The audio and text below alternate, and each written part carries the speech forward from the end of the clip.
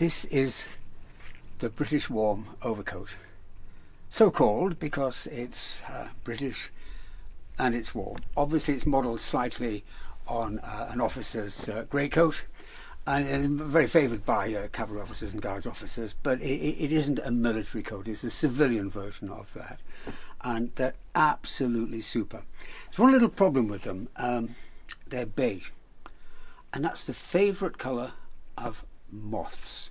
You see, if you have a wardrobe, you can have half a dozen beautiful cashmere navy blue overcoats and one beige one.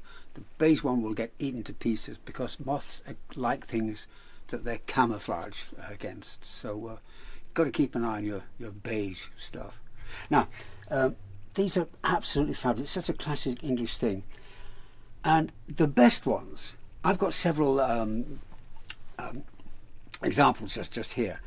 The best ones, I feel, the best ones I've seen were made by Moss Bros and Hawks & Co. before they were Geeves and Hawks. Then you had super qualities, probably a Crombie cloth. You had beautiful leather buttons, which were leather buttons, not plastic buttons made to look like leather buttons. And yeah, the other ones were pretty heavy, and not frighteningly heavy, but they were warm. They did the job. It was the British warm. I'll just show another couple. Now this one is made by, I think, Austin Reed. Yeah, this is made in the 1950s by Austin Reed. Now the problem with British warm coats is they got cheaper and cheaper and cheaper sort of quality, and if you bought a modern one now, I mean, they're just awful. It's not a British warm. It's probably not made from Crombie cloth, or not from original heavy Crombie cloth. So this one here, pretty classic. This one doesn't have epaulets, but very often they have epaulets. They're normally all double-breasted.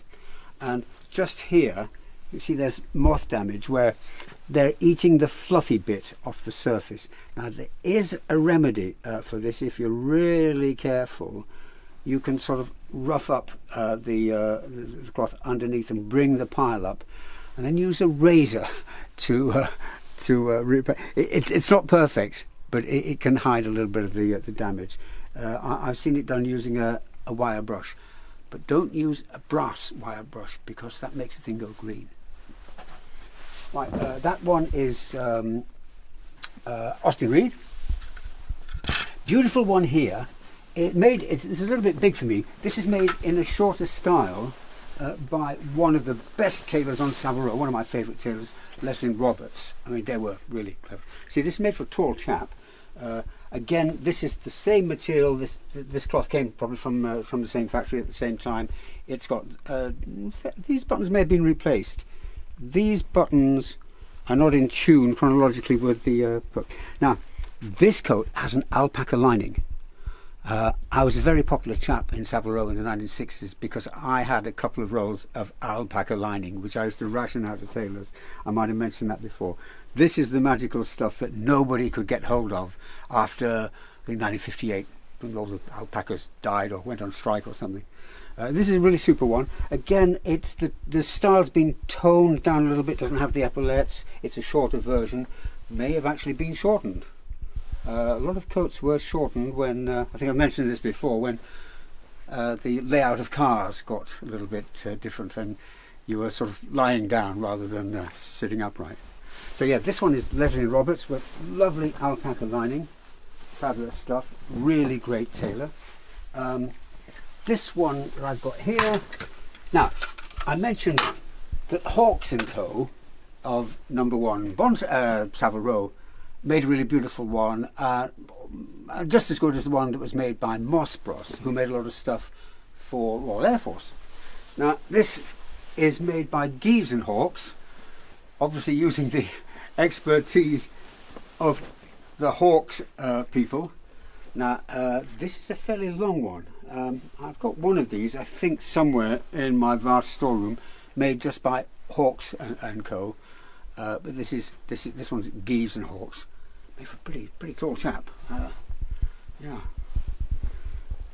Now this has the Geeves and Hawks label. You see, Geeves were in Bond Street with a fantastic history of making stuff for sailors.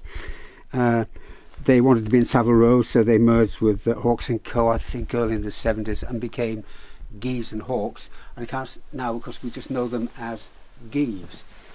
Now, I think I have one coat which just has the name Geeves on it, which would have made in Bond Street.